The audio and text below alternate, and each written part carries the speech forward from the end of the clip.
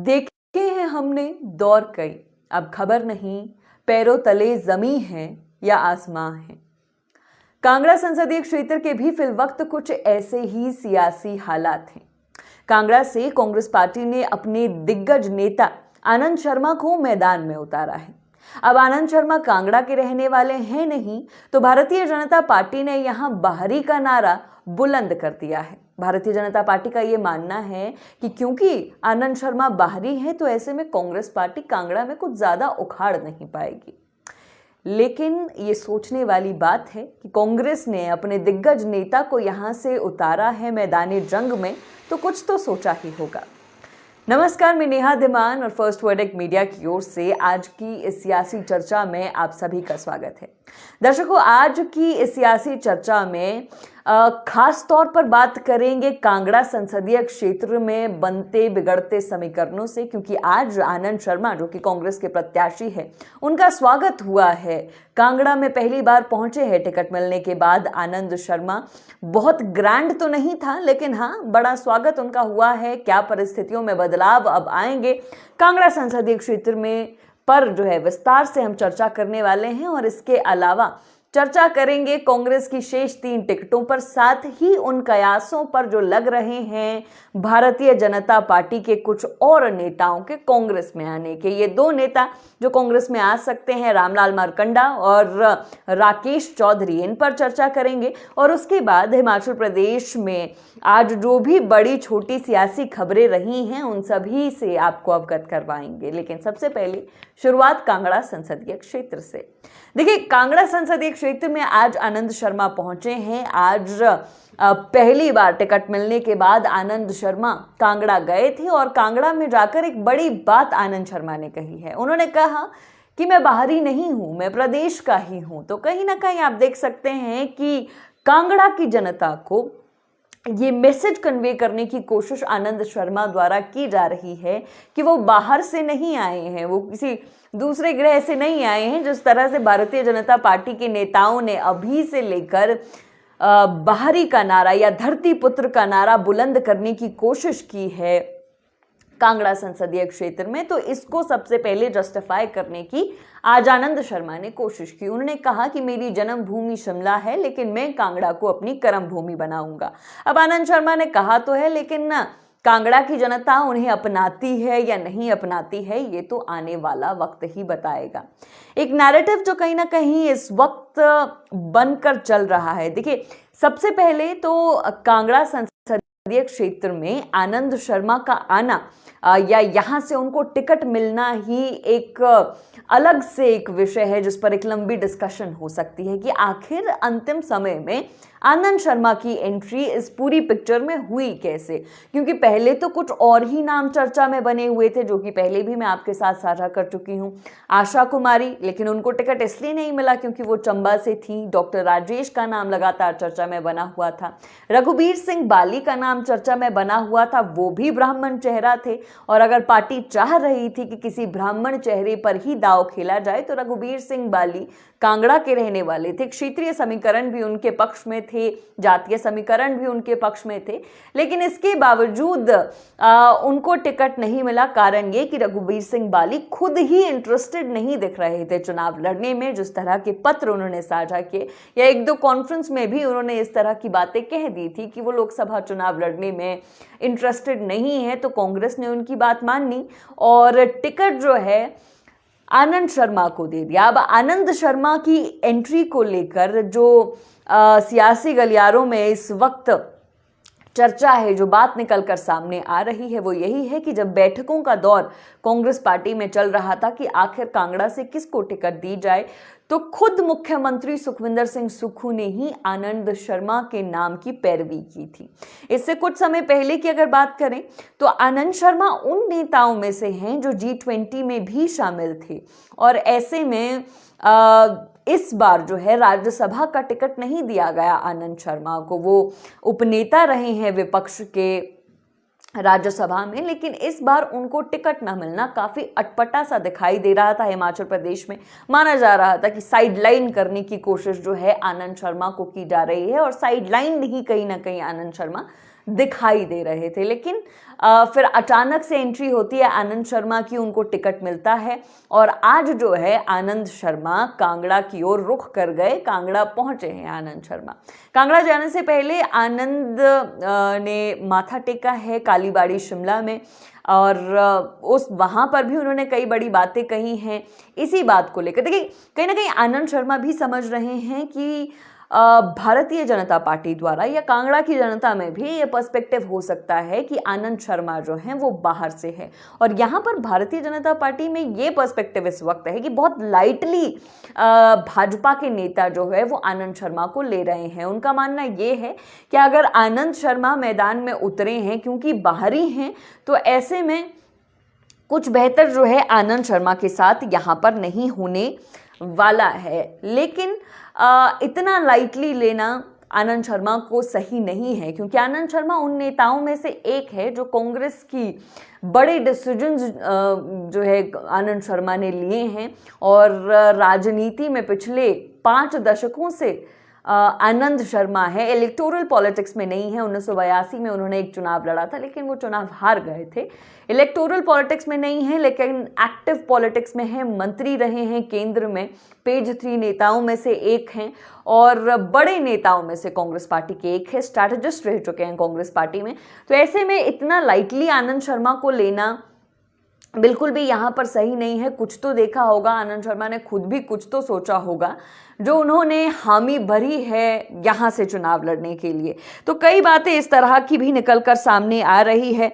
BJP में भले ही खुशी की लहर दिख रही हो लेकिन आनंद शर्मा को कांगड़ा में इतना लाइटली लेना ठीक नहीं है, क्योंकि कांगड़ा में देखिए बड़े बड़ों के वहम जो हैं और अहम जो है वो टूटे हैं। पिछले चुनाव की अगर बात करें तो कांगड़ा संसदीय क्षेत्र का जो पिछला चुनाव रहा है, रिकॉर्ड मार्जिन से यहाँ भारतीय जनता पार्टी के नेता किशन कपूर जीते थे और वो रिकॉर्ड मार्जिन जो है वो भी मैं आप सभी को बताना चाहूंगी। उनका जो मार्जिन था वो 4,77,623 वोटों का था। 4,77,000 लगभग 5 लाख वोटों से जो है वो जीत गए थे चुनाव। तो आप समझ सकते हैं 4,77,000 वोटों से वो जीते थे किशन कपूर और हराया था उन्होंने पवन काजल को। पवन काजल को कांगड़ा का सबसे बड़ा ओबीसी नेता माना जा रहा है, लेकिन पिछले चुनाव में भाजपा की लहर में पवन काजल कागज की तरह उड़ गए थे और ये हम सभी ने देखा कि कितने बड़े मार्जिन से जो है पवन काजल हारे। यहाँ पर ओबीसी फैक्टर कांगड़ा में और गद्दी फैक्टर जो है कहीं ना कहीं माना जाता है। जातीय समीकरणों के लिहाज से ओबीसी जो है और गद्दी फैक्टर जो है यहाँ पर बहुत महत्वपूर्ण माना जाता है, लेकिन उसके बावजूद सबसे बड़े जो ओबीसी नेता माने जाते हैं कांगड़ा के, वो भी यहाँ पर बुरे तरीके से हारे थे। तो कांगड़ा में कब क्या हो जाए कुछ कहा नहीं जा सकता।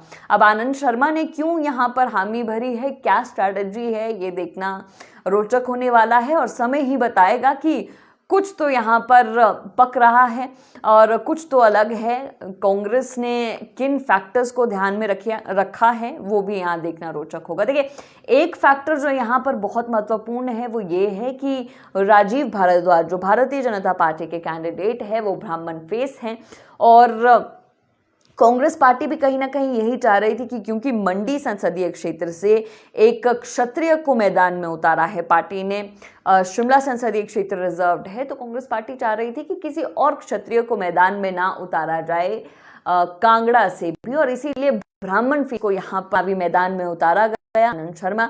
और ब्राह्मण वर्सेस ब्राह्मण जो है अब ये चुनाव यहाँ पर हो गया है। जब कांगड़ा में ब्राह्मणों की बात करते हैं तो कांगड़ा के सबसे बड़े ब्राह्मण नेता जो हैं वो शांता कुमार हैं और ऐसा भी माना जा रहा है कि शांता कुमार का भी बहुत अहम रोल जो है इस चुनाव में रहने वाला है, क्योंकि राजीव भारद्वाज को लेकर ये इस वक्त निकलकर खबरें सामने आ रही है कि राजीव भारद्वाज को टिकट दिलाने में शांता कुमार का बड़ा हाथ है। शांता कुमार की भी इसमें इन्वॉल्वमेंट है। ऐसा कहा जाता है कि शांता कुमार अब एक्टिव पॉलिटिक्स में उतने ज़्यादा इन्वॉल्व नहीं रहते, लेकिन उनको पूरी तरह से पॉलिटिक्स से दूर करना भी संभव नहीं है। कम से कम कांगड़ा में तो ऐसा संभव नहीं है और माना जा रहा है कि राजीव भारद्वाज जो मैदान में है, शांता कुमार का इसमें इन्वॉल्वमेंट है और सबसे बड़े कांगड़ा के ब्राह्मण नेता माने जाते हैं शांता कुमार। तो ब्राह्मण वर्सेस ब्राह्मण जो चुनाव होने वाला है, इसमें कहीं ना कहीं इन्वॉल्वमेंट जो है शांता कुमार का इस चुनाव में आपको देखने को मिल सकता तो है। ये भी एक बड़ा फैक्टर जो है यहाँ पर निकल कर सामने आया था। लेकिन कांगड़ा संसदीय क्षेत्र की देखिए अगर बात करें तो कांगड़ा को कांग्रेस पार्टी ने शुरू से लेकर ये नैरेटिव जो है कहीं ना कहीं बनाने की कोशिश की गई कि कांगड़ा को नजरअंदाज किया गया है कांग्रेस पार्टी द्वारा, या कांगड़ा को मंत्री पद जो है उतने नहीं मिले। भारतीय जनता पार्टी की जो पिछली सरकार थी उसमें हम सभी ने देखा कि 3 मंत्री जो है वो कांगड़ा से रहे। लेकिन इस बार की अगर बात करें तो शुरुआत में सिर्फ चौधरी चंद्र कुमार कांगड़ा से मंत्री थे।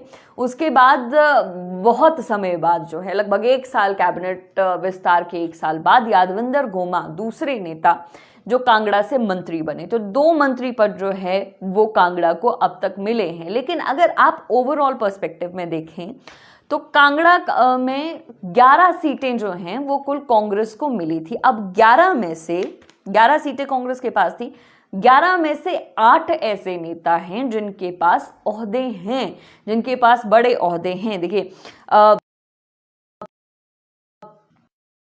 सीपीएस रैंक दिए गए हैं, रैंक जो है नेताओं को दिए गए हैं और मंत्री तो बनाया ही गया है नेताओं को। तो इन्वॉल्वमेंट जो है वो कांगड़ा की करने की पूरी कोशिश की गई है। आप समझ सकते हैं 11 सीटें अगर निकल कर आई थी कांग्रेस पार्टी की, तो 11 में से 8 विधायकों को आपने पदों पर नियुक्तियां दी है, बोर्ड निगमों में आपने नियुक्तियां दी है, कैबिनेट रैंक आपने उनको दिए हैं, मंत्री आपने 2 नेताओं को बनाया है, सीपीएस आपने 2 नेताओं को बनाया है। तो कहीं ना कहीं साधने की जो कोशिश है वो की गई है कांग्रेस की तरफ से। अब ये जो 8 नेता हैं, जो ये 8 विधायक हैं जिनको पदों पर बिठाया गया है, जाहिर सी बात है कि इन पर भी अपने अपने क्षेत्रों में लीड दिलवाने का जो प्रेशर है वो रहने वाला है। चाहे हम बात करें आशीष बुटेल जो सीपीएस हैं, या हम अन्य नेताओं की बात करें, रघुबीर सिंह बाली की बात करें, कैबिनेट रैंक उनके पास है, भवानी सिंह पठानिया की बात करें, कैबिनेट रैंक उनके पास भी है। हालांकि बाद में उनको कैबिनेट रैंक दिया गया भवानी सिंह पठानिया को, लेकिन उनके पास कैबिनेट रैंक अब है। तो ऐसे में उन लोगों के क्षेत्रों में ये सभी जो विधायक हैं, इन सभी के क्षेत्रों में भी प्रेशर जो है वो रहने वाला है कांग्रेस पार्टी के इन सभी विधायकों पर, इन नेताओं पर की लीड जो है इनको दिलवानी पड़ेगी कांग्रेस को इन सभी के क्षेत्रों से। तो देखिए कहीं ना कहीं बहुत कुछ सोचकर यहाँ पर कांग्रेस पार्टी चल रही है। आनंद शर्मा मैदान में है, क्या होगा क्या नहीं होगा कुछ अभी कहा नहीं जा सकता।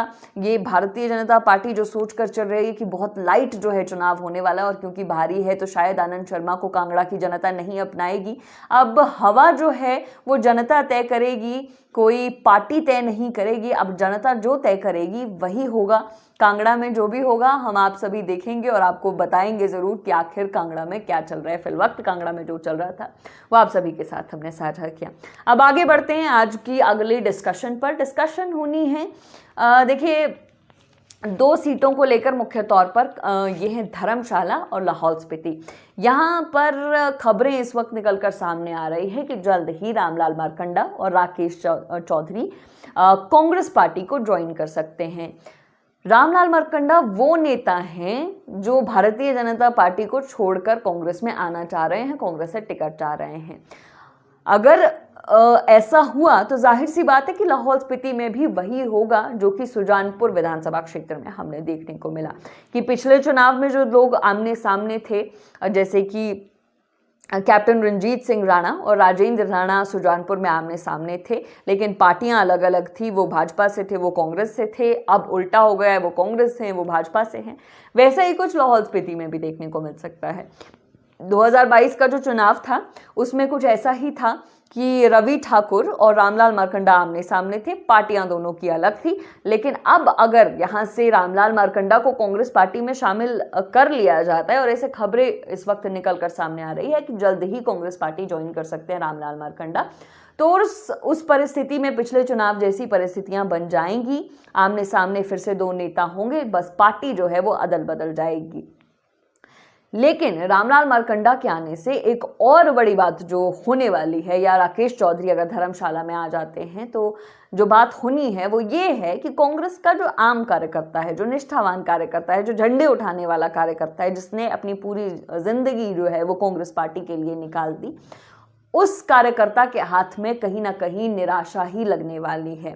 और आप देखिए, लाहौल स्पीति से कई नाम लगातार चर्चा में है और जाहिर सी बात है, अगर रामलाल मारकंडा ज्वाइन करते हैं कांग्रेस पार्टी तो टिकट भी पार्टी उन्हीं को देगी।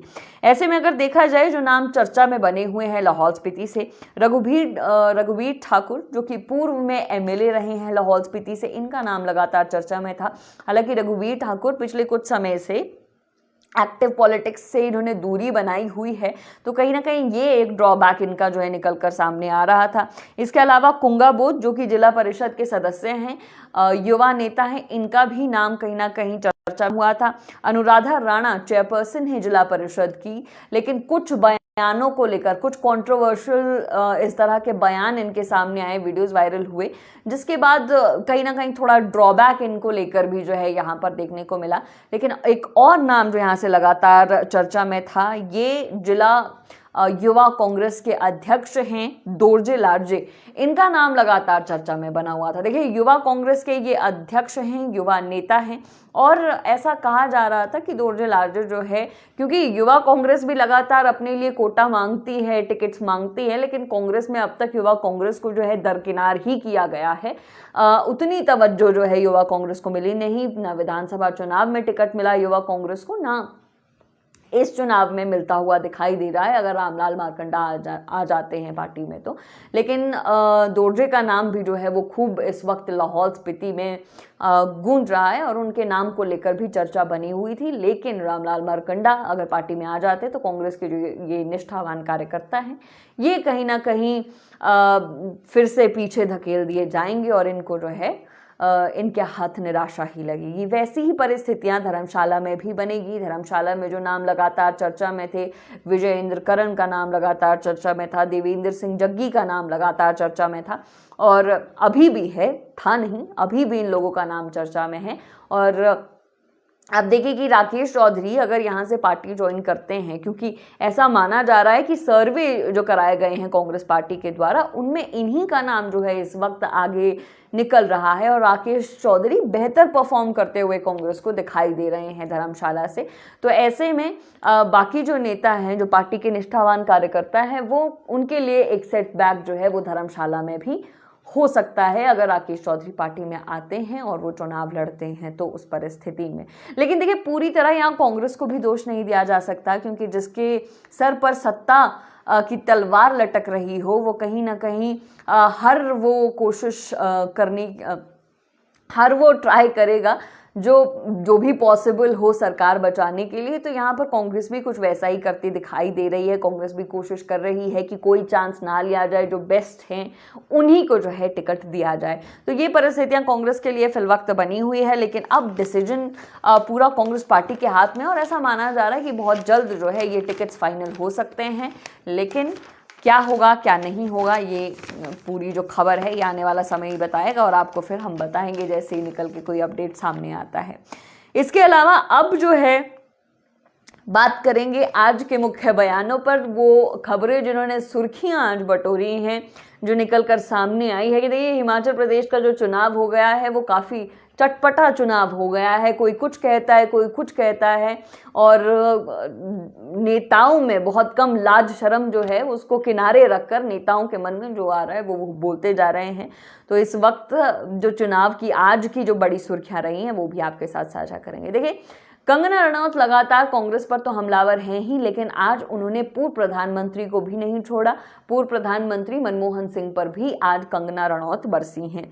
कंगना रनौत ने जनता को संबोधन करते हुए आज कई बड़ी बातें कही हैं। उन्होंने कहा कि कांग्रेस पार्टी देश ही नहीं बल्कि विश्व की नज़र में पूरी तरह से गिर गई है। उन्होंने जनता से ये सवाल किया कि आप समझिए कि ऐसा क्या था कि जब कांग्रेस की सरकार थी तो कोई भी टेररिस्ट आ जाता था भारत में और कहीं भी होटलों में घुस जाता था और उसके बाद आतंक मचाते थे, जो टेररिस्ट थे लोगों को मारते थे, उन्होंने ये भी कहा कि हमारे आप जैसे सीधे साधे लोगों को मार कर टेररिस्ट चले जाते थे, अब ऐसा क्यों नहीं होता, कांग्रेस के राज में ही ऐसा क्यों हुआ करता था। इसी के साथ साथ उन्होंने ये भी कहा कि टेररिस्ट के लीडर्स के साथ प्रधानमंत्री उस वक्त के मनमोहन सिंह मुलाकातें करते थे, उनके साथ ब्रेकफास्ट करते थे प्रधानमंत्री मनमोहन सिंह। ये बड़ी टिप्पणी आज उन्होंने मनमोहन सिंह के लिए की है। इसी के साथ साथ उन्होंने ये बड़ी बात कही कि भारतीय जनता पार्टी योगी और मोदी जैसे तपस्वी लोगों की पार्टी है, जबकि कांग्रेस जो है वो शहजादों की पार्टी है। और कांग्रेस में पूरी कांग्रेस में शहजादे भरे हैं, ऊपर से लेकर नीचे तक। राहुल गांधी हो या विक्रमादित्य सिंह हो, ये सभी जो हैं शहजादे हैं और इनकी ये पार्टी है। जबकि जो भारतीय जनता पार्टी है वो गरीब लोगों की और तपस्वियों की पार्टी है, ये आज कंगना रनौत ने कहा है। अब इस पर आपकी क्या प्रतिक्रिया है, कमेंट करके जरूर बताएं। तो ये कंगना के आज बयान। इसके अलावा विक्रमादित्य सिंह ने भी खूब घेरा है कंगना रनौत को। उन्होंने कहा कि क्या कंगना रनौत जनता को एफिडेविट पर ये लिखकर देंगी कि अगर वो जीत जाती हैं चुनाव या अगर वो हार भी जाती हैं तो वो अपना फिल्मी करियर छोड़ के जनता के लिए तत्परता के साथ हिमाचल प्रदेश में काम करेंगी? क्या वो इस तरह का कोई एफिडेविट कर सकती हैं? क्या उनमें इतनी हिम्मत है? हालांकि कंगना ऐसा करती हैं या नहीं करती हैं ये तो नहीं पता, लेकिन जवाब इसका जरूर आएगा कंगना की तरफ से एफिडेविट को लेकर। जो जवाब आएगा वो भी आप तक पहुंचाने की जरूर कोशिश करेंगे। इसके अलावा एक और बयान भी गगल एयरपोर्ट पे जब लैंड किए हैं विक्रमादित्य सिंह, तब भी उन्होंने एक बयान दिया। ये बयान था आनंद शर्मा को लेकर। उन्होंने कहा कि आनंद शर्मा जो है बड़े नेता हैं हिमाचल कांग्रेस के, और जब मोदी चुनाव लड़ सकते हैं गुजरात से होके वाराणसी से, तो आनंद शर्मा तो प्रदेश के ही हैं, वो तो किसी दूसरे प्रदेश में जाकर भी चुनाव नहीं लड़ रहे, तो वो चुनाव क्यों नहीं लड़ सकते? अगर उनको काउंटर करना है, उनको बाहरी बोलना है, तो वाराणसी में जो प्रधानमंत्री नरेंद्र मोदी लड़ रहे हैं चुनाव, उनको भी तो बाहरी बोला जाना चाहिए। और आनंद शर्मा तो इसी प्रदेश के हैं, इसी प्रदेश में चुनाव लड़ रहे हैं, तो ऐसे में कुछ गलत जो है आनंद शर्मा नहीं कह रहे। इसके अलावा एक और बयान जिसने खूब चर्चा बटोरी वो अनुराग ठाकुर का बयान था, केंद्रीय मंत्री अनुराग ठाकुर आज अपने बयानों में खूब बरसे हैं राहुल गांधी पर। देखिए, आज सुबह ही दो जो हॉट सीट बनी हुई हैं उत्तर प्रदेश में, अमेठी और रायबरेली, इन दो सीटों को लेकर चर्चा कहीं ना कहीं बनी हुई थी और ऐसा एक्सपेक्ट किया जा रहा था कि राहुल गांधी जो है अमेठी से चुनाव लड़ेंगे और प्रियंका गांधी जो है वो चुनाव लड़ेंगी रायबरेली से। लेकिन टिकट आई तो कुछ और हुआ। अमेठी से राहुल गांधी चुनाव नहीं लड़ रहे। 2004 में राहुल गांधी पहला चुनाव लड़े, जीते थे अमेठी से, और उसके बाद लगातार वो जीत रहे थे। लेकिन जो पिछला चुनाव था 2019 का चुनाव, उसमें हुआ ये कि पार्टी ने स्मृति ईरानी को उनके सामने मैदान में उतारा अमेठी से। राहुल गांधी चुनाव हार गए और स्मृति ईरानी ये चुनाव जीत गई थी। इस बार कांग्रेस पार्टी कोई चांस नहीं लेना चाहती और इसलिए गांधी परिवार, ऐसा 1999 के बाद से अब ऐसा हो रहा है कि गांधी परिवार जो है वो अमेठी सीट से, परंपरागत सीट माना जाता था अमेठी को कांग्रेस पार्टी की, लेकिन बहुत समय बाद ऐसा हुआ है कि इस सीट से कांग्रेस का गांधी परिवार जो है वो चुनाव नहीं लड़ रहा है। तो ये कहीं ना कहीं चर्चा का विषय बना हुआ है। टिप्पणियां इस पर लगातार भारतीय जनता पार्टी कर रही है कि अमेठी से नहीं लड़ रहे हैं राहुल गांधी। ऐसे ही आज अनुराग सिंह ठाकुर ने भी राहुल गांधी पर टिप्पणी की है। उन्होंने कहा कि यूं तो मीडिया के सामने बहुत ये बात करते रहते थे राहुल गांधी की, डरो मत, चैनलों में आए, खूब पब्लिसिटी उन्होंने बटोरी, और आज जो है खुद डर के मारे अमेठी सीट छोड़ के पहले वो वायनाड भागे और अब वायनाड के बाद रायबरेली वो आ गए हैं। अमेठी सीट पर चुनाव नहीं लड़ पाए राहुल गांधी। देखिए, पिछला चुनाव भी राहुल गांधी ने 2 सीटों से लड़ा था, वायनाड से भी लड़ा था और अमेठी से भी लड़ा था। अमेठी में हार गए थे लेकिन वायनाड से वो जीत गए थे। इस बार भी 2 जगहों पर चुनाव लड़ रहे हैं राहुल गांधी। वायनाड से भी लड़ रहे हैं, वहां पर मतदान हो चुका है, और अमेठी, माफ कीजिएगा, रायबरेली से चुनाव लड़ रहे हैं राहुल गांधी। और प्रियंका गांधी ने नहीं रायबरेली से चुनाव लड़ा, लेकिन राहुल गांधी लड़ रहे हैं। लेकिन इसके बावजूद भी टिप्पणियां जो है वो लगातार जारी है भारतीय जनता पार्टी की तरफ से। वो कह रहे हैं कि डर के भाग गए हैं राहुल गांधी। ये भी एक बड़ी खबर आज निकल कर सामने आई थी। एक और बड़ी अपडेट भी आप सभी को देना चाहेंगे। देखिए, हिमाचल प्रदेश के लोकसभा चुनाव में जिन्हें नहीं पता है, मैं उनको जिन्हें नहीं मालूम है, मैं उनको बताना चाहूँगी कि हिमाचल प्रदेश का जो ये लोकसभा चुनाव है, इसमें सिर्फ 2 पार्टियां चुनाव नहीं लड़ रही। भारतीय जनता पार्टी और कांग्रेस के ही प्रत्याशी मैदान में नहीं है, बल्कि राष्ट्रीय देवभूमि पार्टी के भी प्रत्याशी मैदान में है। आज राष्ट्रीय देवभूमि पार्टी ने शिमला संसदीय क्षेत्र से अपना कैंडिडेट अनाउंस किया। आपको बता दें कि शिमला लोकसभा सीट के लिए नाहन से सुरेश कुमार जो हैं, ये राष्ट्रीय देवभूमि पार्टी के कैंडिडेट हैं। तो आप लोगों के पास 3 विकल्प है, भाजपा, कांग्रेस और राष्ट्रीय देवभूमि पार्टी। आपको तय करना है कि आपका सांसद कौन हो, किस पार्टी का हो, जो भी हो तय करिएगा। 1 जून तक का समय है आपके पास सोच विचार के लिए। तब तक जो भी नेता हैं वो आपके दरबार पे पहुंचेंगे, आपसे वोट मांगेंगे। जिसकी अपील बेहतर लगे, जिसका काम बेहतर लगे, उसी को वोट दे। आज के इस लाइव में बस इतना ही। मैं नेहा धीमान आप सभी से इजाजत चाहूंगी। बहरहाल फर्स्ट वर्डिक्ट मीडिया पर खबरों का सिलसिला जारी है। धन्यवाद।